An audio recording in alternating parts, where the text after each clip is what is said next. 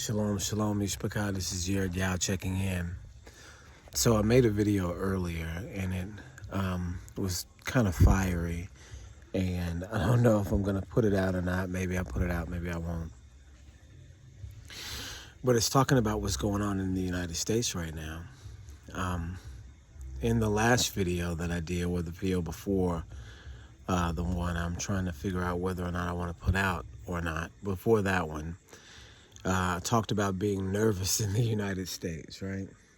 Because there were so many things that were going on, right? And even trying to make our way back to Africa, it's almost as if America was kind of like holding on to us. Do you see what I mean? There were lots of things that went wrong with the plane. There were with the tickets, and it was just a struggle to try to get back here. But we made it, and hallelujah. Because as soon as we touched down, a month later, here we are. We're, in a really bad situation as Americans, right? Even being in other parts of the world, with this now infamous reputation of invading a foreign nation and kidnapping its president like a Nazi would, like Germany would, exactly like Germany would.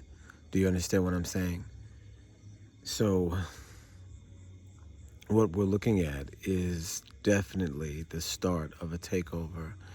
We talked about the 10 world nations that they're trying to set up. This is something that they've been planning since apparently before the Bilderberg meeting that has the map outlined of the 10 regions. Apparently since way back in the 40s and 30s after World War I or World War II, after World War II, they've been talking about annexing Greenland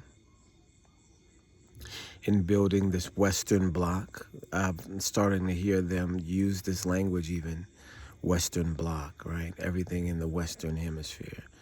You see what I'm saying?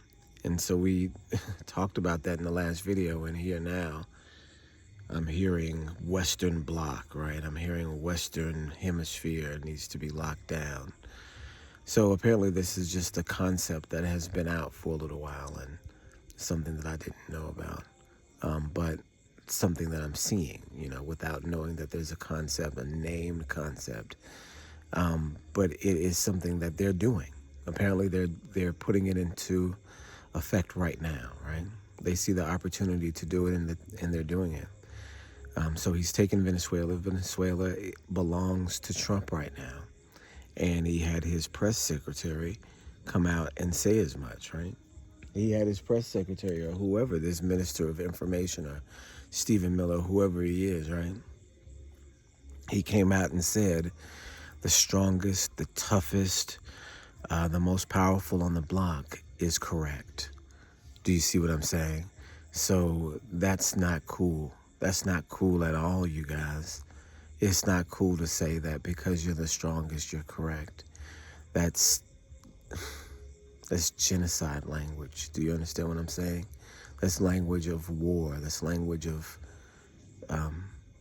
dictators, right? This is what you're not talking about modern democracy. You're talking about ancient war campaigns, right? Babylon, right? This is a Babylonian campaign.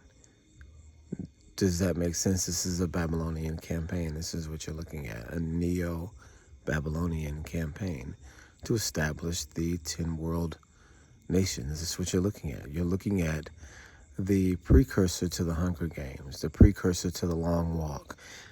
Did you guys see the Long Walk? On the plane, of course, we watched some secular movies on the plane. And of course, we don't necessarily not watch secular movies. I got a video a couple years ago where, kind of deliberate on whether or not movies are something that you should entertain yourself with as a believer. And the answer is yes, but in a sarcastic way, or in a critical way. So, Of course, we know that movies are propaganda pieces that are designed almost like dreams to, target a specific thought or implant a specific thought, like the concept of inception, right? That as a as a like, you know, a spy to go undercover in someone's dreams and implant a thought into that dream so that the person believes that he came up with the thought on his own, right? This is the concept of inception, and it's not far, and I would say that it's not far at all, that this is what this is, but it's not far from the concept of the television program or the film, right? The cinema. So what a television program does without you knowing is implants a theme into your mind, an idea. The program speaks to your subconscious in such a way that influences your behavior and all sorts of things. They've seen it, throughout history with, the implementation of TV into all of society. They've watched society become more violent, society become less patient. They've watched the effects, and the effects can't be, you know, just adverse, right? They have to be made to be adverse, because if you, focus on a different thing, then you can improve a society by the style of propaganda you give it. Do you see what I'm saying? Yeah, I guess that wouldn't be called propaganda, but the fact that you have societal decline with TV means that it was designed to do that, because you can design it to do other things. It's completely malleable. It's like anything else. You can use it for good or you can use it for evil. So when we look at that and we look at the things that we see, we have to figure out where is this stuff going and where is it coming from. So anyways, I watched this movie, The Long Walk, on the plane, right? And it was terrible, you guys. And I don't mean terrible as in it wasn't well done or the acting wasn't good. The acting was good. The cinematography was well done. The character development was well done. It just showed a very, very brutal future, right? Because what the movie does is it takes you down the concept of the Hunger Games, right? That in the far future there's this war, and after this war was so devastating that after the war, the nation was split into all of these different groups, and those different groups would compete against each other in these Hunger Games style events. The only event in this movie is this long walk where you have to walk, and you have to walk at a specific pace, and you can't fall back. And if you fall back 3 times, then you're executed. Like, there's a military escort, and they just shoot you dead. And so the person, and there's like 50 people. And so the person who survives the walk, the last person, gets surprised. It's the exact Hunger Games scenario, which is something that I think that they are trying to implement into America, right? This is what I think that they're doing, that they're giving you the concept of the Hunger Games, of the brutal military dictatorship that's controlling society, right? And the people on the bottom are just victims or participants in this game, and the people at the top are the controllers of the game, right? And so you're starting to see this, and the contestants were all from different regions, right? And they volunteered, and these regions had, even sounds like the regions had specific accents. Hey, Charlie. The regions had specific accents, and yeah, so the movie was disturbing, to say the least, right? Because you see people that are, and it's almost every scenario that you can think of. Somebody breaks their leg and can't finish, and they execute him. Somebody tries to get away and they execute him. And somebody, has a mental breakdown and calling out to their mother, and they execute him. And it's just a terrible display, right? But what it shows us is that this is the style of future that they have envisioned in some form or fashion, because there's two movies that show nearly the same future. Does that make sense? These two movies are showing some sort of militaristic governed future, and there's more than those two. There's another one that I'm missing that I can't think of that reminded me of Hunger Games as well, but I can't think of it now. But it would follow that same line where there's these groups, these divided groups, and they competed against one another. I cannot remember what it is now, but The Long Walk is definitely along those lines, right? And so the reason why I say that is because that's what it appears is happening now. That the precursor war to this movie, or these movie themes, is preparing to happen, right? Because you have this rogue and renegade president of the United States that is seemingly taking over countries willy-nilly. Now, we know that's not the case. We know this has been planned. We know Maduro is Jewish, so he's got the heads up of what's going on. This is why he's able to surrender, and everything this exchange of power is done, right? Because it's been set up to do this, right? So, with even Greenland being next, and they're forecasting Greenland strongly. If they take Greenland, then you will, and they're saying that they're going to do it this month, right? This month. If they take Greenland right in front of everybody's eyes, like they took Venezuela, of course Venezuela is one thing. They surely did that. But if they take Greenland too, man, y'all better watch out. You are looking at the Neo-Babylonian American Empire. If you see that, if you see Greenland just taken, you're looking at some wild times right now. And so you guys have to understand there's a few things happening at once to kind of let you know that they're planning big things right now, you guys. And so I want to talk about this because the foreshadowing, the signaling in the media is very, very, very strong. And even on both sides, right? You're starting to see the other side talk about the benefits. You're starting to see, You're starting to see the other side talking about the benefits of taking Greenland, or posing the question, is it okay to take Greenland? No, it's not okay. Posing the question is opening up the possibility for that. It's putting the wrong answer and the right answer on the same pedestal, right? And so when you're talking about whether or not you should conquer a sovereign nation and take its resources, you can't say yes or no. You have to say no, right? And if you say yes, that puts you on the side of fascism, right? This is not Elohim has commanded us to go and conquer this nation because her sins have reached up to heaven. No, this is unilateral world takeover, right? You're establishing the beast system.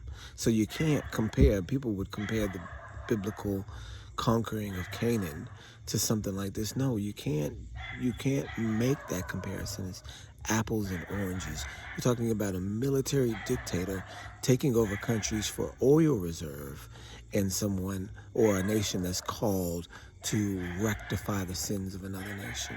This is the way that it works. Biblically, this is the way that it works. But I don't want to get off subject. The point that I'm trying to make is that Once you start to see these things happen, you should be preparing yourselves for the things that are to come, right? The Western Bloc, the one frame of Western nations, is coming. That's coming right now. You see it happening before your eyes. The next 9 sets of nations, some of them already exist, like the NATO alliance, really already exist as a single bloc.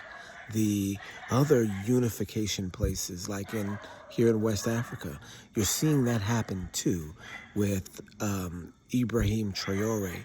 You're seeing a unification of this block of the world, right? And that's a bad thing for me because I'm not trying to be under no military dictator, no matter what country I'm in, whether I'm in Africa or on the continent of the Americas.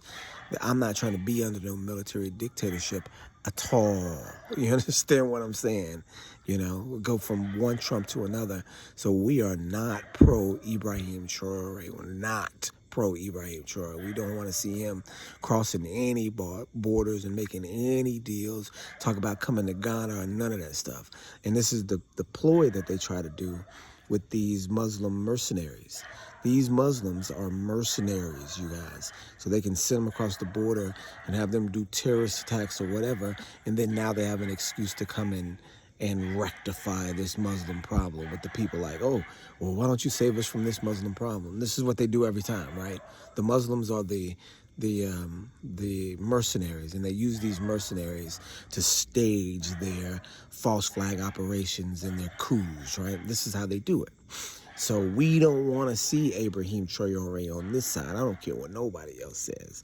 We don't want to see Ibrahim Traore over here at all, right? And they're doing the same thing with the East and with China, Taiwan, and Russia, Ukraine. They're doing the same thing. They're merging these nations all over the world, like you know how Terminator 2, the blocks. You remember when he was at the end of the movie, the liquid metal Terminator was blown up and his pieces were everywhere all over the floor, and then they start merging together and then they became one and he grew back up. It's like that the pieces are starting to merge on the table, on the world map. The pieces are starting to come together and form this 10 country world order. Do you see what I'm saying? This new world order of 10 countries is emerging.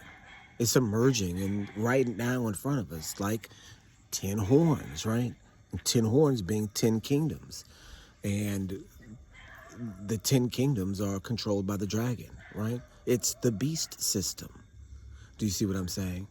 Do you see what I'm saying? How this is starting to form when you've got China, Taiwan, when you've got Russia, Ukraine, when you've got Israel, Lebanon, Syria, Jordan, Egypt.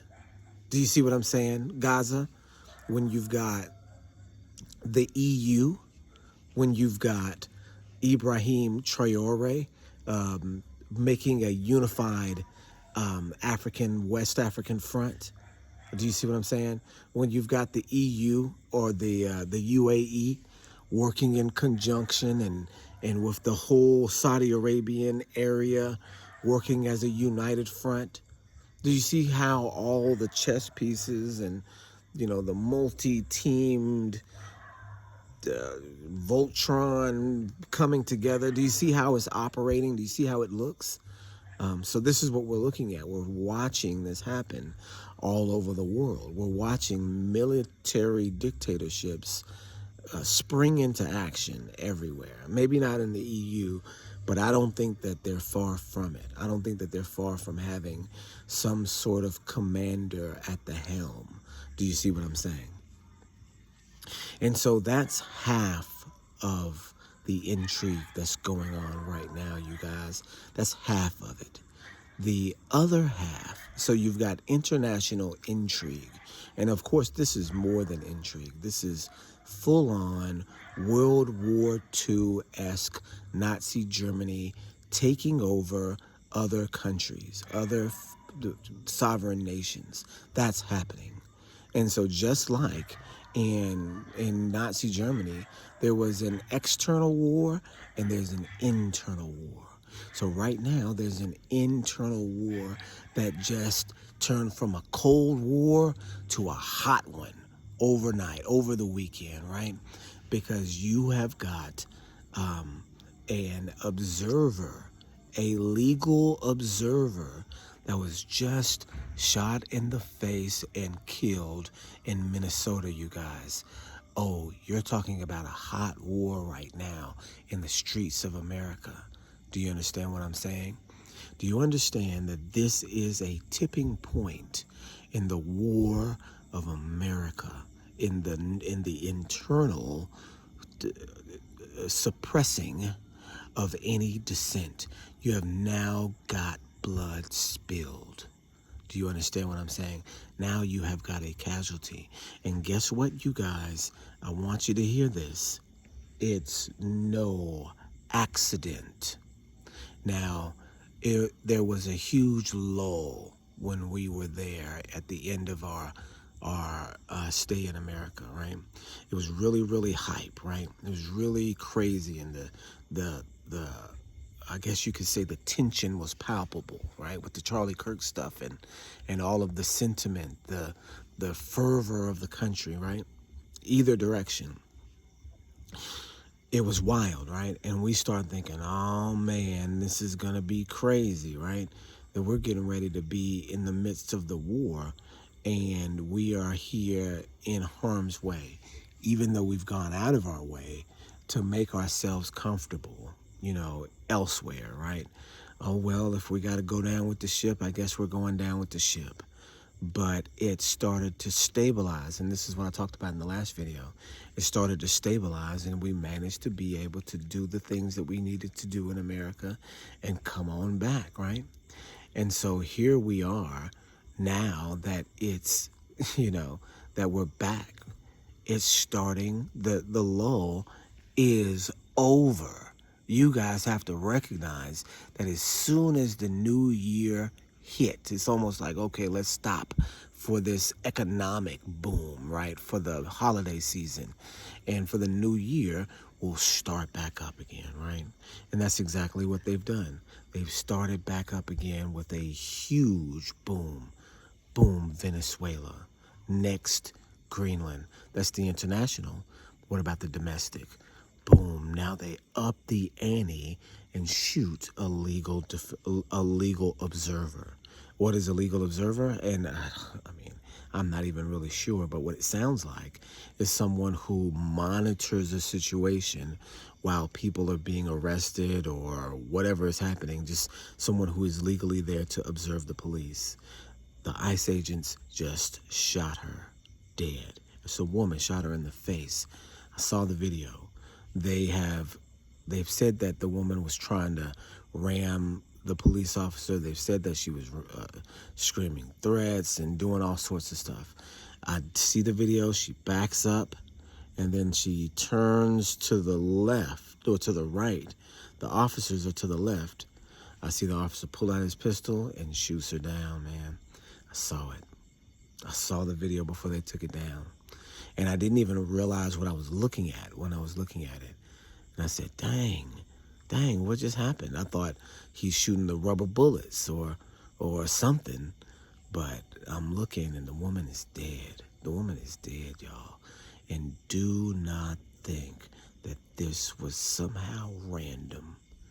So you mean to tell me there's no violence or little to no violence, no one killed, no up of force at all, people using, bean bags and whatever, all sorts of violent protest, but no injuries really. I mean, there was some minor injuries, people slammed down and what do you call it, the bean bags and beanbag ammunition and, very things that were non-lethal weaponry, right? You've gone the lethals. That means the order was given. Do you see what I'm saying? That means the order was given. There have been a couple incidents where people have used live ammunition, but now they're using it in a shoot to kill fashion. This was planned. I'm going to say it here. This was not a random event. Whether the woman was called to be there as an agitator and they had a shoot to kill protocol for her, like it was set up for it to be there, because they'll do that. And there's another incident that I want to tell you about that was also set up, and you could tell, right? So let me tell you about that. There was a celebration, I believe, at the White House, and I saw the video for this a couple days ago, or it may have even been yesterday, because January 6th was yesterday, right? This January 6th thing that they took over the government and stormed the Capitol, right? The people that were exonerated were holding some sort of celebration of the anniversary at the White House, and there was a counter protester that was there, and she's holding up some sort of sign, and there's a guy there screaming, Jesus effing Christ. Like I guess these are Christians, and he's just, Jesus Christ, you effer. Craziness, right?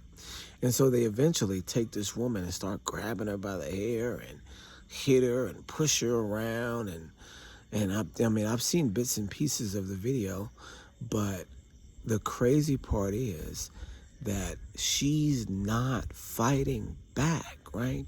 The woman is there not fighting back. She's got a bullhorn, and people are grabbing her by the hair and they're tossing her around, and she's not, she throws a punch or two, but she's allowing herself to be just kind of manhandled. And then here's the other thing. She's the only one that's being manhandled like that. So clearly she's a provocateur, right? So she's there. And then what is she protesting? Is she protesting that January 6th took over the Capitol? Is she protesting that people got killed? Is she protesting that the government got taken over later? Do you see what I'm saying by this? What's the protest there? What are you protesting? Are you protesting against the takeover? Because if that's the case, the takeover happened legally after that. Do you see what I'm saying? The pro-Trump crowd, the one that was taking over the Capitol, apparently won the next election. So they have the right to do whatever they want to do because they won the. What's the protester doing there? What's the reason for the counter protest, right? No, the reason for it is provocation. She's an agent provocateur, because clearly you can see the celebration as something okay. The people that are brainwashed could say, "Oh, this is a patriotic event, and this is the culmination of our blood, sweat, and tears," or whatever they would say, right? And then that would be that. But if you had a controlled agitator that can take those emotions that you have for whatever the event is and amplify those emotions by speaking against them, speaking against the sentiment, then it deeper allows the propaganda to set in your heart, right? So now not only do you get a chance to celebrate your victory, you also get a chance to fight for it, right? You also get a chance to fight for it. And so here is the reason for the provocateur. And I was watching this guy, and I'll give you another example. I was watching this guy, Truth. Is it Unveiled? Because see, it's not Unveiled. It's Truth Unedited or something like that. You guys remember Truth Unveiled years ago. I'm not talking about him. I'm talking about this other guy. And it's really weird that they've got similar names, because I think that there's an agenda there too. Every once in a while you'll get these halfway in the truth channels that pop up, and they'll have hundreds of thousands of subscribers out of nowhere, and then they'll seem to be Israelites, seem to be in the truth, seem to be woke. Then they'll hit you with the okie doke, right? And so I've seen a lot of these channels kind of come up, and and then when something crazy happens on them, they kind of wane. So this one is also coming up now. So I've been kind of halfway paying attention to it, kind of not, because I know how these things do. But there was an interesting concept in one of the last videos, and you guys, if your algorithm is like mine, then you've probably seen it pop up. But it talks about this church woman in this dress that a pastor wears, that a pastor gave to his wife, right? And it's not really too big of a deal. The dress is, of course, provocative for sure. But what the pastor does is he said, you know, all you haters out there that got a problem with how my wife dresses, then da da da da da, she can dress how I want her to dress. I bought the dress for her. People going crazy in the crowd, right? Because they've got these haters that the pastor is addressing, right? And the video producer says, I ain't never seen them. You know, all the videos that I looked at were, oh, you know, you go ahead, wear whatever you want to wear. They can't keep you down, da da da da da. He said he ain't seen none of the videos where people are saying, oh, well, she should be dressing more modest and da da da da because she's a pastor. Well, he said he ain't seen none of those. He said he only saw the other side.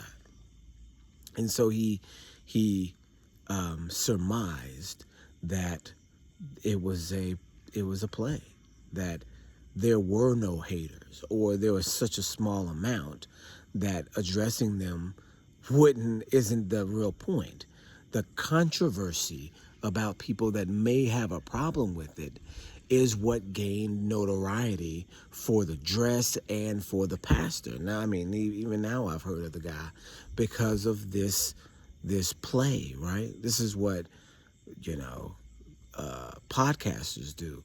What do you call them? Vloggers. They'll stage a beef so that they can have someone choose that side, someone choose that side, and then it draws attention to your channel, right? This is the way to gain popularity, by staging these beefs and making these plays, right? And so that's what it appears is happening with the January 6th protester. It appears that she was sent there to be the provocateur, to charge, to electrify the base that need an enemy, a physical, there she is, to manifest their deepest and their strongest emotions for this idea, right? In like fashion, I believe that the message is not just to the international community that the war has started. I think the overall message that is being sent with this woman being killed in Minneapolis is that the war is started domestically too. I think this is what the message is. I think this is the reason why now they're using deadly force. Now that they've been given the order to use the deadly force. I think now is the start of the bloodshed on American soil, because we knew it was going to come, right? We knew that ICE agents were going to start killing people. We've predicted that, right? I believe on this channel, there's somewhere we said the next step is they're going to start taking people out, you guys. And it's been a plan. It's been a plan the whole time, because it's all happened at once. This January 6th rally, do you see what I'm saying? To electrify the takeover of the America, right? It's the